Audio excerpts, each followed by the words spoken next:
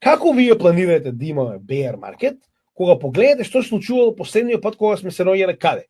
На намалување на каматните стапки во 2020 година и почнување на quantitative easing. Погодете што се случило со биткоин и со алткоините.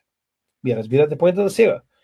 Како очекувате вие дека ќе имаме bear market како во 2013 година, каде што сме имале ниски каматни ставки, каде што се обидува да ги врати орангутанус американус, дури и веќе има мета, верувале или не, според тоа што го дознавме, им се кажува на било кој кандидат кој што планира да дојде да биде следниот Fed chair, дека каматните стапки треба да бидат 3 или под 3%.